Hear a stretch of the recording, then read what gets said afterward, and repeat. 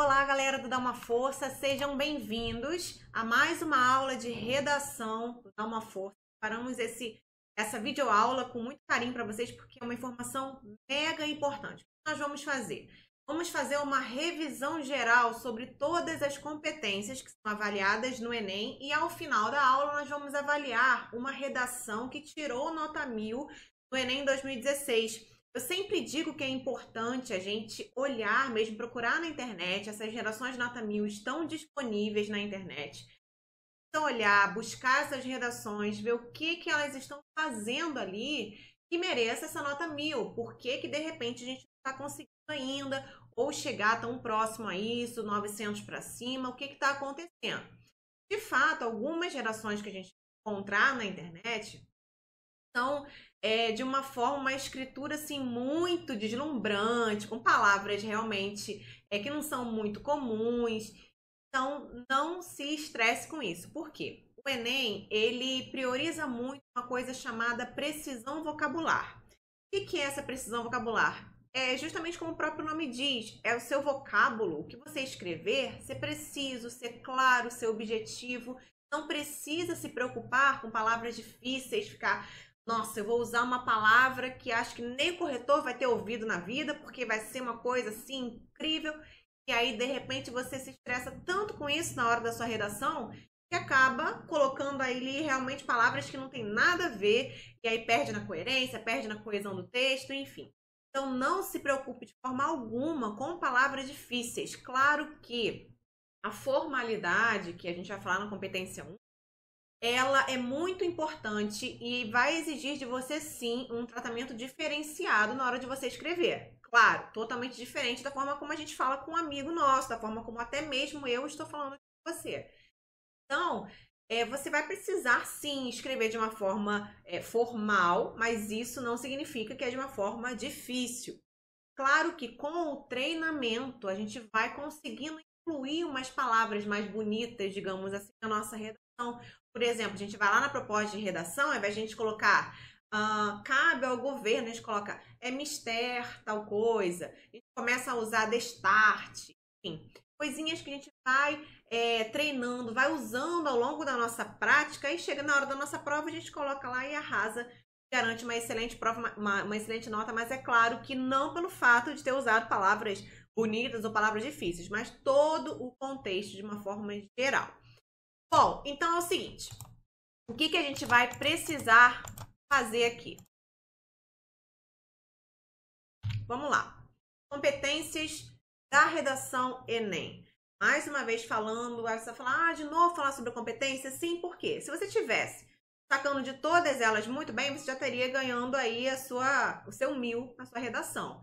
Então, a gente precisa conhecer quais as competências são avaliadas, como que elas são avaliadas, para a gente realmente mandar muito bem agora, nesse período que a gente está treinando. Quando chegar no dia da prova, lá que a prova vai ser no dia 5, no dia da prova a gente conseguir garantir uma redação aí excelente. Então, são 5 competências que vão ser avaliadas na sua redação e cada uma vale de 0 a 200 pontos e elas são pontuadas 40 em 40 pontos. Então, pode ficar com 0, 40, 80, 120, 160 e 200, que é o nosso alvo. A gente conseguir 200 pontos em cada competência, totalizando, então, 1000 pontos na redação.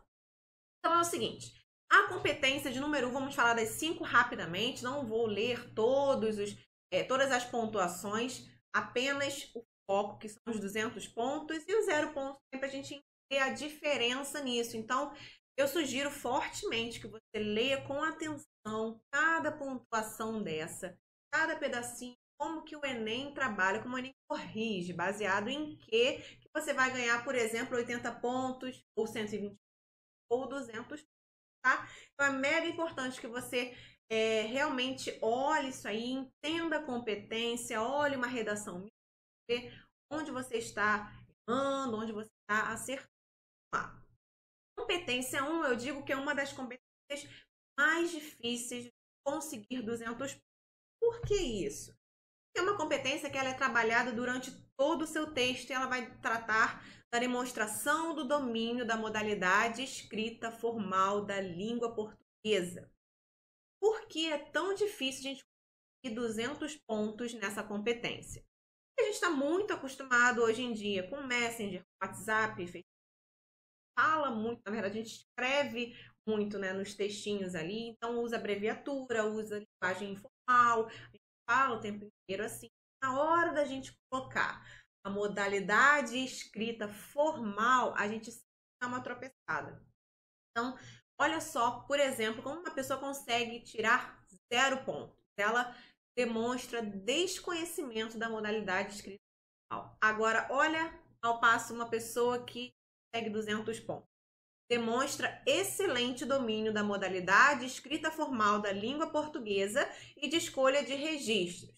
Desvios gramaticais ou de convenções da escrita serão aceitos somente com excepcionalidade quando não caracterizem reincidência. Então, algo que eu já comentei com vocês, tem que saber simplesmente tudo para a nossa redação.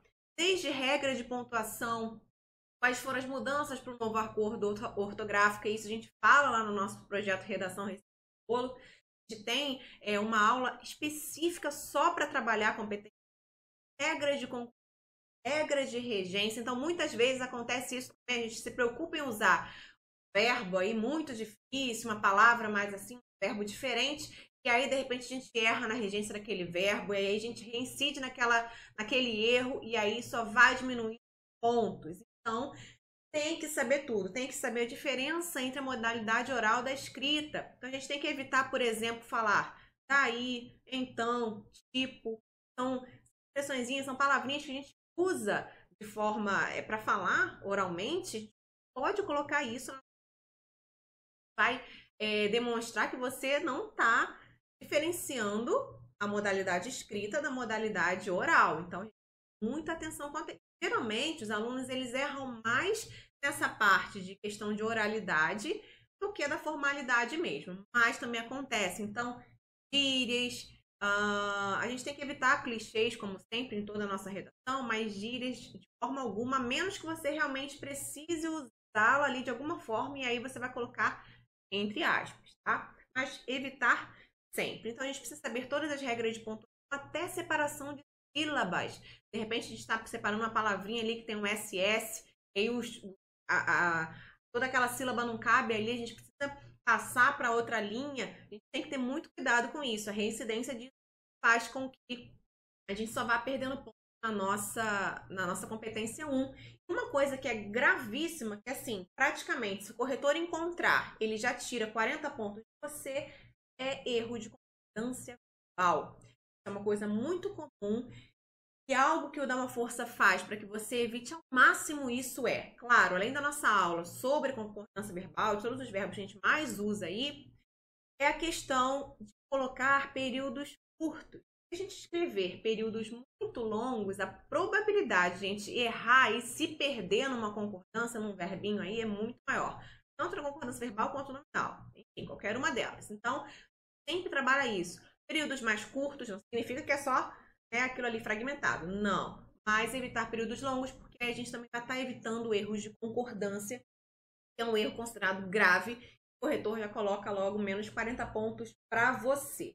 Então, é importante que você consiga entender toda essa importância aí da competência 1, todos esses passos aí, essas regrinhas, tudo isso tem que saber. Então, na hora do desespero, chegou lá, e caramba, esqueci a regência desse verbo, será que é isso? Substitui verbo. A gente tem que ter essas sacadas aí, claro que isso a gente consegue com treinamento, ok? Bom, então o que a gente espera dos nossos alunos é exatamente isso, demonstrar excelente domínio da modalidade escrita formal para garantir os nessa competência. Bom, competência de número 2. Essa aí é uma das competências, não é difícil, na minha opinião, de você conseguir 200 pontos. O fato é que você precisa usar a tal da outra área de conhecimento. Então, a competência número 2 diz o seguinte: compreender a proposta de redação e aplicar conceitos das várias áreas de conhecimento para desenvolver o tema dentro dos limites estruturais do texto dissertativo, argumentativo, em prosa. Então, daí ele já tira duas coisas importantes. Você precisa fazer o seu texto dissertativo, argumentativo, ou seja, você não vai narrar Você não vai só fazer um texto expositivo, você precisa dissertar e argumentar, você precisa expor a sua ideia e defendê-la. Isso é um texto dissertativo argumentativo. Já faço um adendo aqui. Algo que muitos alunos cometem, eles simplesmente fazem parágrafos super expositivos, parágrafos especialmente de argumentação. Eles começam a colocar dados estatísticos, exemplos, e coloca comparação com algum outro país, enfim, só vai colocando ideias, expondo ideias e não refuta essas ideias, não ratifica essa ideia, enfim, não aprofunda essas ideias com a sua própria defesa, seu ponto de vista. Então, isso vai caracterizar um texto completamente expositivo. Você vai sair, então, do seu texto dissertativo argumentativo, que você vai ter os 200 pontos dessa competência. Então, é muito importante a gente entender o texto dissertativo argumentativo. Uma dica que eu dou a gente vai analisar uma redação aqui, vou mostrar para vocês como que acontece. Mas uma dica é sempre estar usando expressões como que tal cenário, nesse sentido, nesse aspecto, sob essa ótica.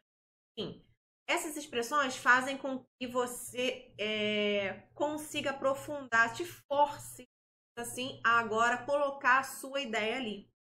Então, essa é uma dica do Toma Força. A gente pratica isso no nosso treinamento, no nosso projeto Redação Receita de Bolo, e é super importante que consiga fazer um texto inteiro dissertativo argumentativo. Então, por exemplo, algo que também acontece muito, muita gente fala, não, isso é besteira, mas assim, milhares de alunos cometem esse erro que é fuga ao tema, parcial ou fuga total. Fuga total já era, você vai zerar a sua redação.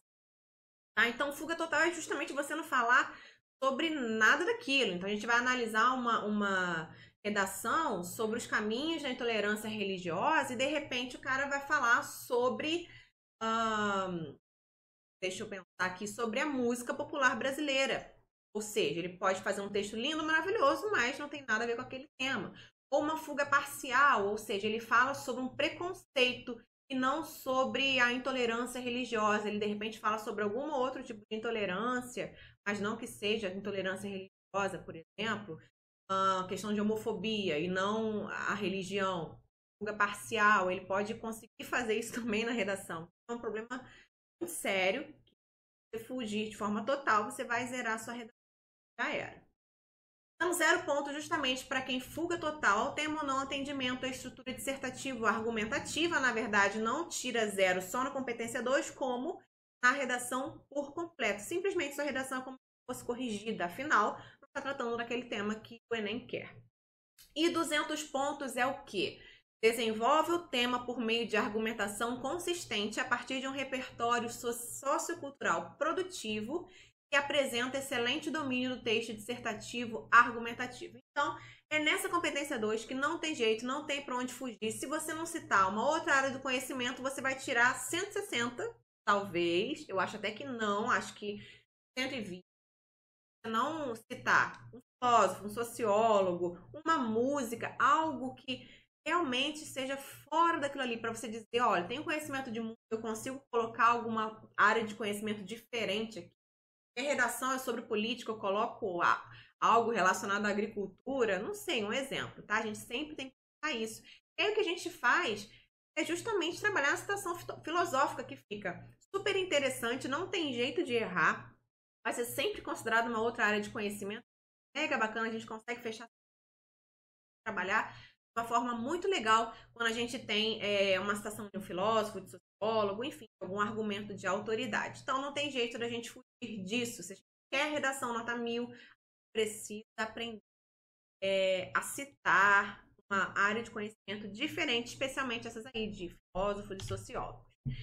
Bom, competência 3 diz selecionar, relacionar, organizar, interpretar informações, fatos, opiniões e argumentos em defesa de um ponto de vista. Por quê? De fato, você tem aquele tema, você precisa escolher a sua tese. Lembra daquela árvore que o Dama Força trabalha? Tem o tema, vai para a tese, já elabora seus 2 argumentos e a proposta de intervenção ligada a cada argumento. Pronto, não tem jeito de não ter coesão e coerência no seu texto. Agora sim, a gente vai começar a redigir a nossa redação. Então é o seguinte, não adianta a gente colocar dados estatísticos, uma informação que eu tenho, uma pesquisa que foi feita, e tarará, argumento de autoridade, se a gente não conseguir colocar ela de uma forma organizada, se a gente não encaixá-la na nossa defesa do ponto, não adianta a gente simplesmente soltar aquela informação ali. Tudo precisa estar coerente. O meu texto, ele tem que estar totalmente encadeado. As ideias do texto, desde a primeira palavra que eu usei na introdução até a última palavra que eu usei no parágrafo de proposta de introdução, tem que estar tudo coerente e coeso. Então, tem que estar encadeado, sim. Então, é muito importante que a gente consiga encaixar todas as informações que a gente tem de uma forma coerente e coesa, defesa do nosso ponto de vista. Quanto mais rico for, melhor, é claro, mas isso vai depender todo o nosso repertório antes da nossa preparação, da nossa prática ao longo do ano. Então, por exemplo, 0 pontos é quem apresenta informações, fatos e opiniões não relacionados ao tema e sem defesa de um leva 0 nessa competência. Agora, 200 pontos se apresenta informações, fatos e opiniões relacionados ao tema proposto de forma consistente e organizada, configurando autoria em defesa de um ponto de vista. Porque se a gente está fazendo aquele texto, você concorda que eu tenho que ter completamente um poder, digamos assim, sobre esse texto. Sou eu que estou escrevendo, é a minha ideia, eu estou defendendo aquela tese ali. Então, eu preciso realmente ser autor daquele texto. Eu não posso ficar só colocando ideias como se fosse assim, só informações de um argumento de autoridade, por exemplo, sem que eu tenha participação nenhuma ali. O corretor consegue isso. A gente precisa colocar todas essas informações, exemplos, comparações, dados estatísticos, pesquisas, enfim, todos as nossas estratégias argumentativas de uma forma certinha, organizada, consistente, e pronto, eleva 200 pontos na competência 3. Eu acho bem tranquilo 200 pontos nessa competência, tá? A gente fazendo a nossa introdução bonitinha com a nossa tese explícita, já colocando os nossos 2 argumentos, o tópico frasal, aprofundando ali, e você usando para aprofundar justamente essas teses argumentativas, não tem jeito da gente tirar menos de 200, tá? É muito importante realmente colocar tudo que esteja relacionado ao tema de forma organizada. Pronto. Tendo esse cuidado, a gente consegue os 200 pontos. Competência de número 3. Competência 4. Também acho bem tranquilo a gente conseguir 200 pontos. Na verdade, eu acho a competência mais fácil da gente conseguir 200 pontos. De verdade. Por quê? Ela diz que a gente precisa demonstrar conhecimento dos mecanismos linguísticos necessários para a construção da argumentação. Ao longo de todo o nosso texto, desde o início até o final, a gente tem que ter uma coesão, certo? A gente realmente cadeado, tudo bonitinho ali na nossa redação.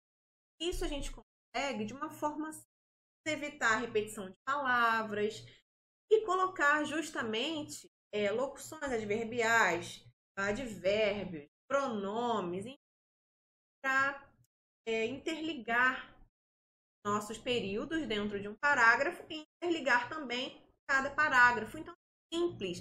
É aquela coisa de ficar tal cenário, dessa maneira, isso porque outros, ademais, destarte, em primeiro lugar, em segundo. A gente sabendo colocar isso, usar isso, acabou. A gente vai conseguir competência. Então, por exemplo, 0 ponto é a ausência de marcas de articulação, resultado de fragmentação de ideias. É como se a gente estivesse falando assim com o nosso pai. Pai, hoje eu vou ao shopping. Pai, eu preciso comprar uma calça jeans. Pai, eu preciso de camisa para combinar com a calça jeans. Ou seja, ideias fragmentadas. Eu posso articular isso. Pai, eu preciso ir ao shopping porque a necessidade de ter uma calça jeans. Além disso, eu preciso de camisa com essa calça. Então, é a gente realmente usar pronomes para retomar, usar elipse de verbos, fica bem legal também na redação, mas claro, tem que ter prática, senão pode errar, cometer um erro aí, perder ponto na competência. Então, colocando esses recursos coesivos, entretanto, ademais, claro, gente, de forma correta. A gente não pode colocar algo aí que tenha um sentido de adversidade se a gente quer colocar alguma coisa com sentido de adição. Cuidado com isso, mas isso não é difícil, realmente. A parte da competência 4, é mais fácil a gente garantir os 200 pontos. Então, articular bem as partes do texto e apresentar repertório diversificado de recursos coesivos. Isso aí é tranquilo, basta a gente treinar. E vem a competência 5, que é aquela que medo, mas eu também acho uma competência fácil. Eu acho que a segunda competência é mais fácil de tirar os 200 pontos. Primeira competência 4, depois 5. E diz que você precisa elaborar propostas de intervenção para o problema abordado, respeitando os direitos humanos. Primeira coisa, se respeitar os direitos humanos, você já zera a sua redação, independente se você só desrespeitou lá no seu último parágrafo.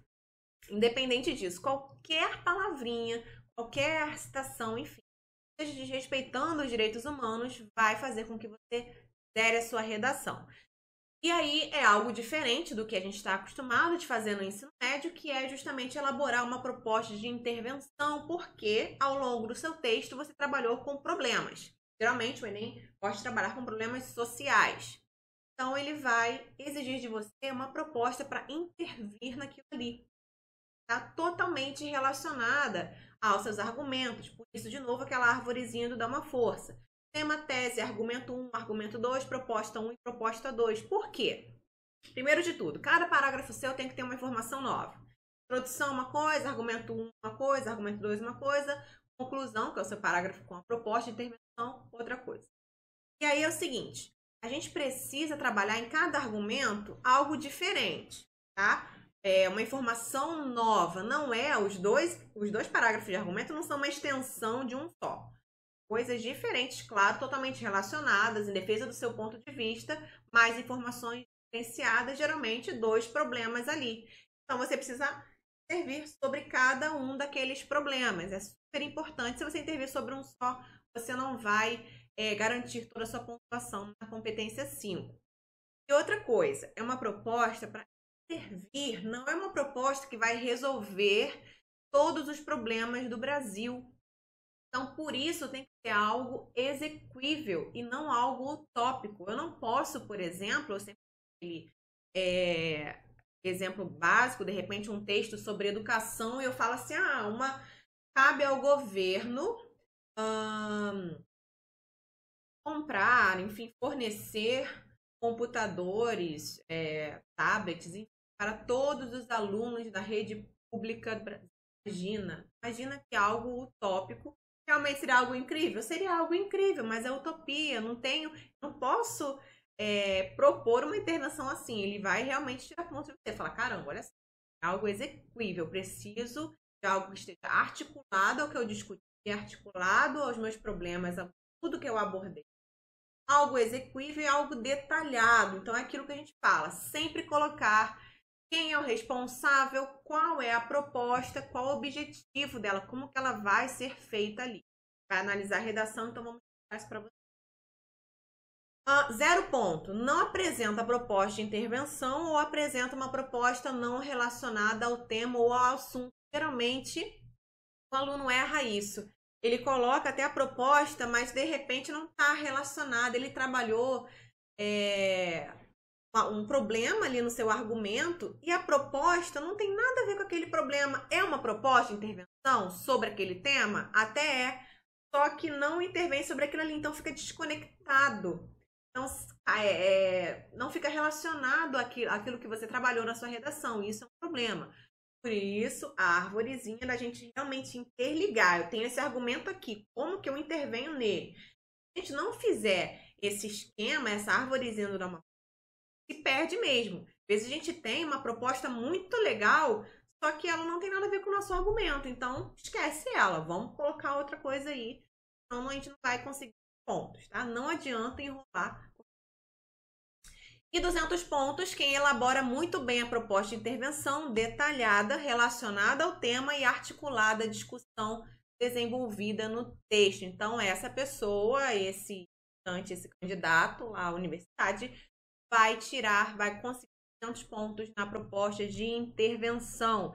Então, muito cuidado com isso. O maior problema é não detalhar. Então, você só colocar: cabe ao governo fazer leis sobre o assunto.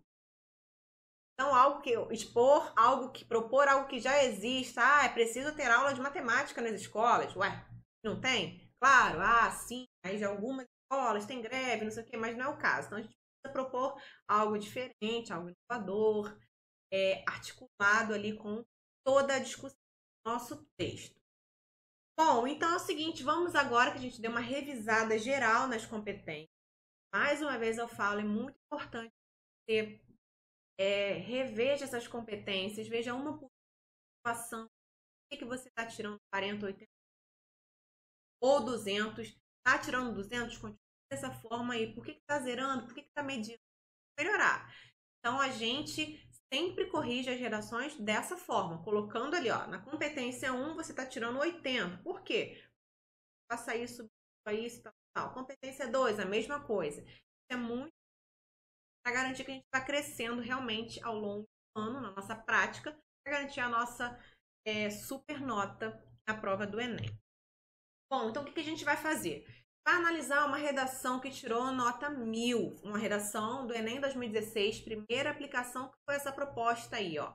Caminhos para combater a intolerância religiosa no Brasil. Então, esse foi o tema que você deveria abordar aí, que você deveria redigir sua redação do Enem 2016, primeira aplicação. Então, ele te dá alguns textos motivadores.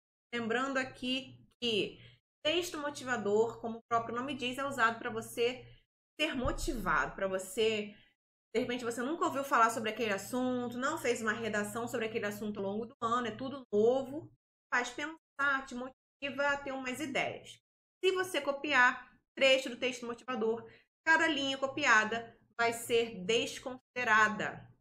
E a chance de você zerar é muito grande, porque nisso que você vai perdendo ali as linhas, seu texto vai ficando totalmente desconexo. Então, vai perdendo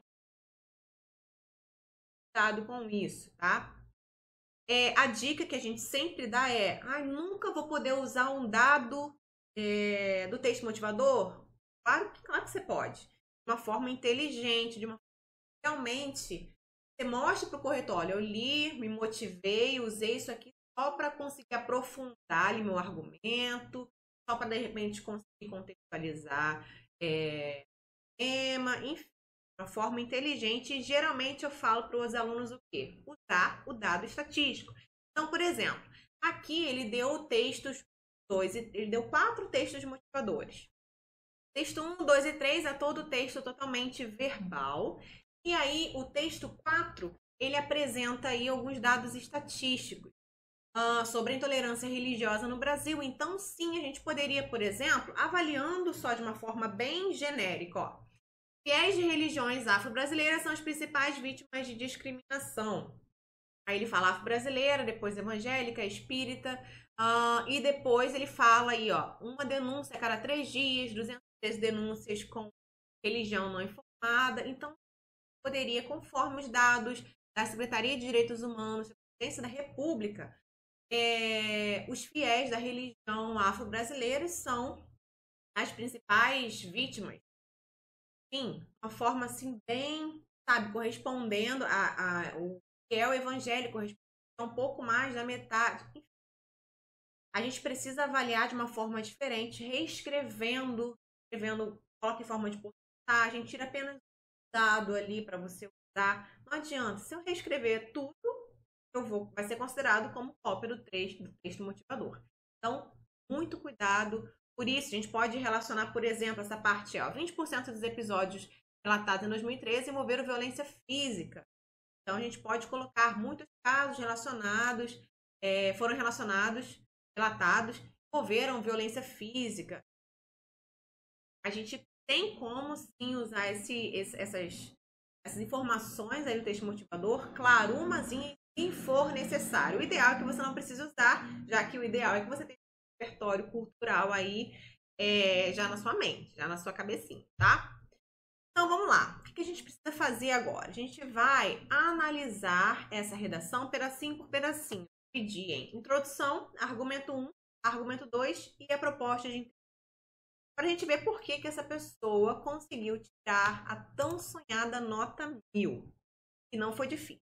Olha só, primeira coisa, eu vou mostrar para vocês que tranquila, que simples foi essa introdução. E, na verdade, ela fica um pouco mais rebuscada nos argumentos, nos parágrafos de argumentos, mas isso não significa nada. A gente poderia fazer de uma forma simples e, da mesma forma, conseguir 1000. Como eu falei, o Enem, ele requer de você precisão vocabular, que você seja claro e objetivo. Não você ficar falando bonito para você ficar modo, nossa, agora eu vou usar travessão, ponto e vírgula, tudo na minha redação para mostrar que eu sei. Não faça isso, não se preocupe. Se preocupe em fazer o básico e garantir ali a sua pontuação máxima em cada competência. Então, para começar, essa aluna ou esse aluno, não me lembro exatamente qual está disponível na internet essa redação, e ele já coloca título, lembrando que não é obrigatório. E outra coisa, não se estresse com o título. Primeira coisa é montar a arvorezinha, escrever a sua redação no rascunho. Depois, se você sobrou linha, sim, agora eu posso pensar em escrever o título. E mais ainda, cara, consegui fazer um circuito com título, finalzinho lá com o título, perfeito. Originalidade ganhou ponto, competência 2. Então, título você pensa no final. Não se preocupe com isso. E, de fato, perder uma linha que você, de repente, poderia aprofundar mais, detalhar mais sua proposta de intervenção, aprofundar mais algum argumento, só para colocar um título que não vai contar ponto, não vale a pena. Então, não pense em título na hora, tá?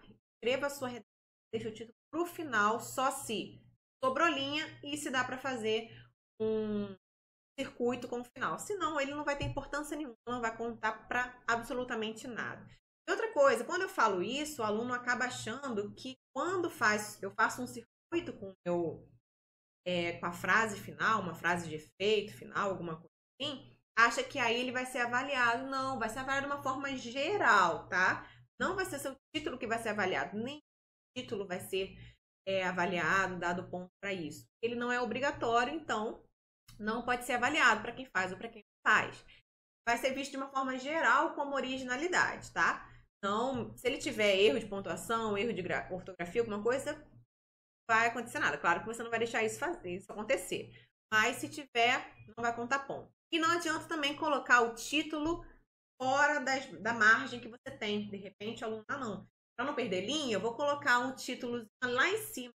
Piorou. Nem vai ser lido porque não está dentro do espaço reservado para sua redação. Então, esse aluno colocou o título, ok, tolerância na prática. Ele fala depois de tolerância, afinal, o tema é sobre isso, caminhos para a intolerância religiosa, e aí no final parece que ele faz alguma coisinha sobre tolerância. Na verdade, eu achei sem graça esse título.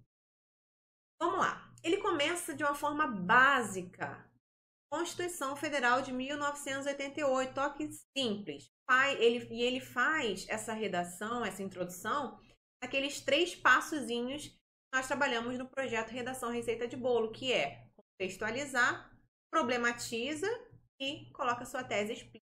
Então, ele fala assim: a Constituição Federal de 1988, norma de maior hierarquia no sistema jurídico brasileiro, assegura todo de liberdade de crença. Pronto, contextualizou de uma forma bem mais basal e impossível. Entretanto, olha aqui, ó, sempre colocando o que? Um recurso coesivo. Entretanto, frequentes casos de intolerância religiosa mostram que os indivíduos ainda não experimentam esse direito na prática. Então, ele deu uma problematizada aí, colocou que a Constituição assegura liberdade. Entretanto, no entanto, contudo, frequentes casos de intolerância mostram que os indivíduos não experimentam esse direito na prática. Com efeito, olha aí, recurso coesivo, um diálogo entre sociedade e Estado sobre os caminhos para combater a intolerância religiosa é medida que se impõe. Meio que assim, uma tese Eu sempre falo, cara, tá difícil de fazer, de caramba, qual é o meu ponto de vista? Vê se você consegue encaixar isso. Vê se você consegue colocar sociedade e Estado devem ser protagonistas no combate ao preconceito, ao racismo, à homofobia, enfim, seja. É uma dica que na hora do desespero a gente pode colocar. Claro que a gente vai ter que argumentar sobre isso, mas na hora do desespero a gente consegue pelo menos colocar a tese e depois começar a argumentar, a defender esse ponto de vista. Então, com essa tese aí, ó, com feito um diálogo entre sociedade e Estado sobre esses caminhos à medida que se impõe, o que ele vai precisar falar no argumento? Justamente algo sobre a sociedade e algo sobre o Estado. Aí não tem jeito. Senão ele não vai conseguir defender a tese dele. A tese dele foi essa, ele precisa agora argumentar para defender ela. Então, ele precisa sim, lá nos argumentos, falar sobre a sociedade na questão da intolerância religiosa e o Estado na questão da intolerância religiosa e depois propor intervenção sobre aquilo ali. Então, produção perfeita, simples, aquela introdução que todo mundo consegue fazer sem precisar fazer aquelas palavras difíceis, coisas absurdas, nada disso. Introdução completa, com tudo que precisa e bem fácil, bem tranquilinho. Bom, então agora vamos ver a primeira argumentação desse aluno. Vamos lá. Já começa bem. Fato. Ele coloca aqui em primeiro plano, então faça isso, certo? Ele já coloca em primeiro plano, é necessário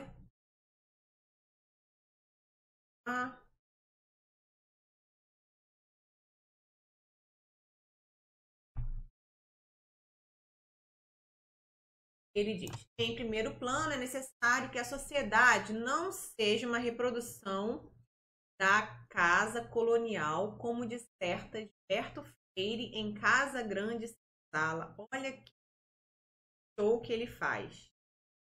Por que ele faz isso? Competência 2. Ele quer ganhar ponto na competência de número 2, então ele vai falar, cara, vou colocar agora. Então vamos lá com o que ele fez, o primeiro argumento. Já começou muito bem. Ele começa aqui, ó, curso coesivo. Em primeiro plano, em primeiro lugar, tá? Então é bem bacana colocar isso aqui. Bem, aí anota isso. É necessário que a sociedade não seja uma reprodução da casa colonial, como disserta Gilberto Freire em Casa Grande Senzala. Olha que maravilhoso que ficou esse tópico frasal. Já contou ponto aí para a competência 2, já usou uma outra área de conhecimento, foi a questão do Gilberto Freire. E também, lembrando lá sobre a tese dele, que ele fala que é a questão que envolve aí sociedade e Estado, ele já começou a falar sobre sociedade aí. Então, beleza, já tá meio que a ver no negócio. Aí vamos lá. Ele fala aqui, ó. O autor ensina que a realidade do Brasil até o século XIX estava compactada no interior da Casa Grande, cuja religião era católica, e as demais crenças, sobretudo africanas, eram marginalizadas e se mantiveram vivas porque os negros lhe deram aparência cristã, conhecida hoje por sincretismo religioso. O que eu falo sobre esse período? Não faça um período longo assim.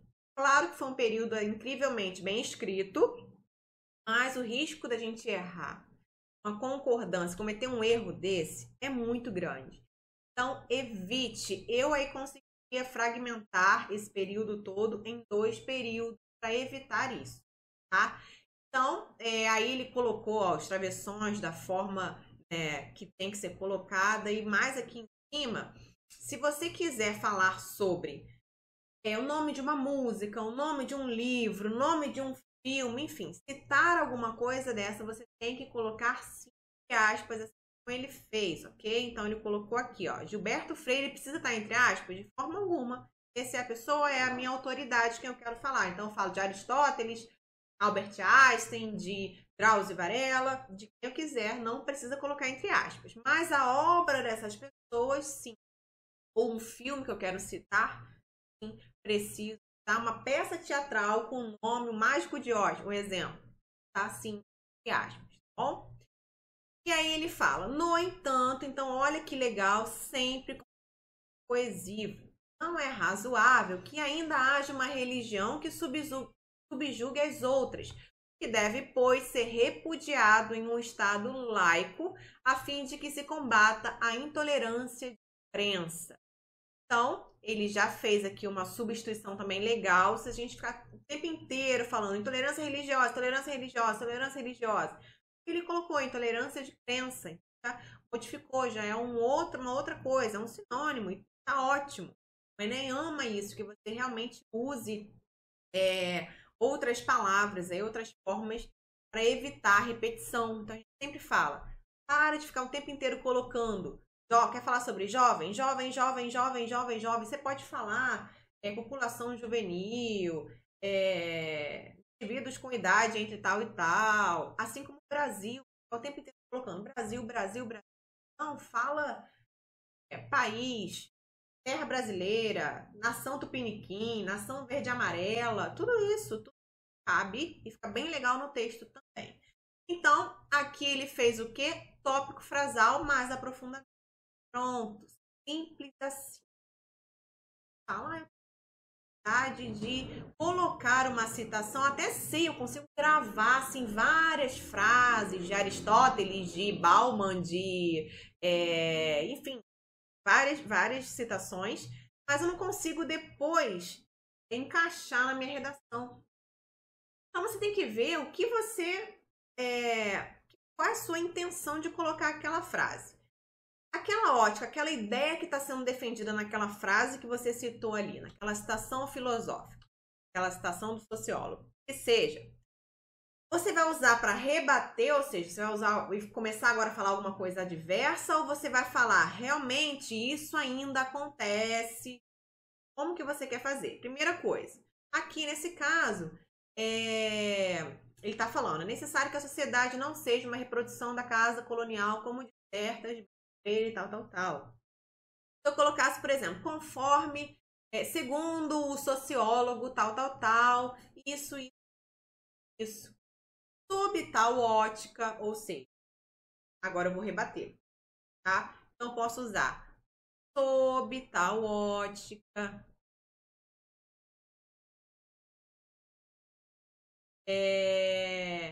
ou então até o próprio nesse sentido, tudo isso vai fazer com que você consiga encaixar a ideia que você colocou, a citação que você colocou, na sua defesa do ponto. Então, sob tal ótica, nesse sentido, nesse cenário, consegue fazer com que a sua citação ali comece a ser encaixada no seu texto e você consiga fluir ali no resto do argumento, tá? Então, também anota essa dica. Então é o seguinte, eu posso falar, por exemplo, na questão da crise hídrica. Quero citar Luiz Gonzaga, a música Asa, coisa, enfim, agora, mas eu falo, a seca é muito evidente no sertão, conforme já dizia Luiz Gonzaga em sua canção, tal, entre aspas. No entanto, essa seca também é evidente, tal seca também é evidente em outros locais do país. Segue prática. Colocar ali o mais importante é saber o que colocar. Citação de filósofo. Não existe, já falo logo de antemão também, não existe uma frase que caiba para todo mundo. Nossa, essa frase aqui, qualquer tema, desde o tema de ordem sociocultural até sim, eu consigo. Nunca vi uma frase, uma citação.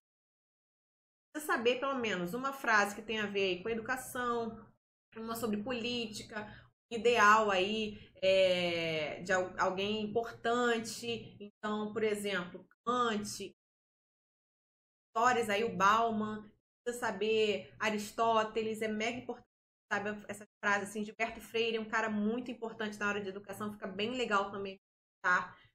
Então não tem jeito, isso a gente só consegue fazer com treinamento. Vamos então passar para o próximo parágrafo de argumento,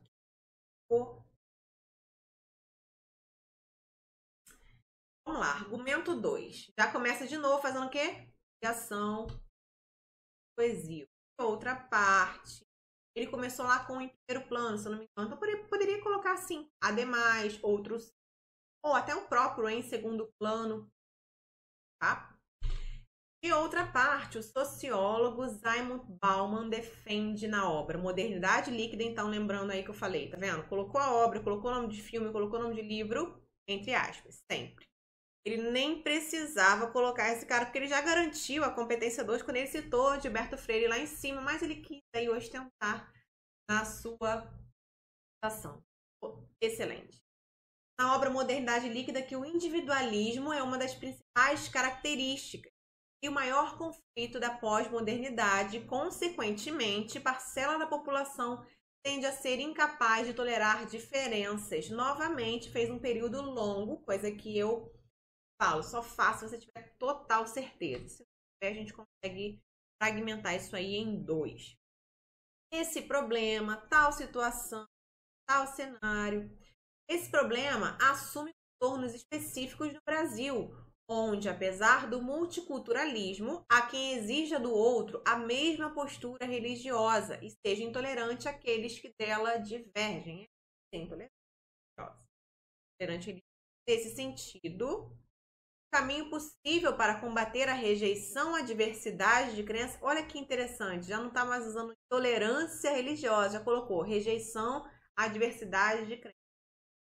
Outra coisa, outra jogada que ele fez. É desconstruir o principal problema da pós-modernidade, segundo Zygmunt Bauman. Não precisava colocar de novo, tá? Individualismo. Ok? Então, excelente.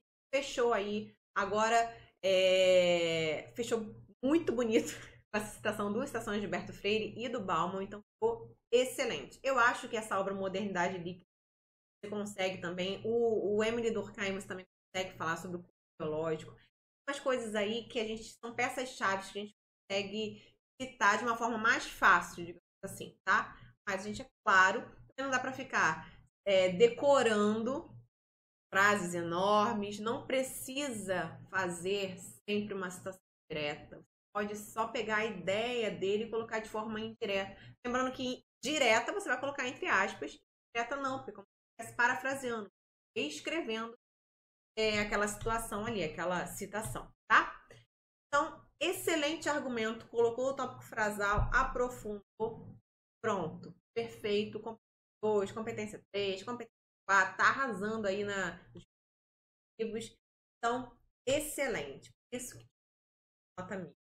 Vamos então passar para a tal da proposta de intervenção, que ele fez também de uma forma bem simples. Assim como ele fez a introdução, ele fez a proposta de intervenção também de uma forma simples. Eu achei excelente isso. Ele deu uma rebuscada nos argumentos. A gente conseguiria reescrever esses argumentos mais simples, sim. E ainda continuando aí com nossos 200 pontos de cada competência.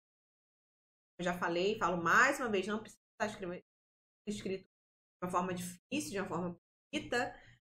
Assim, tá claro o objetivo correto, tá? O Enem quer de você.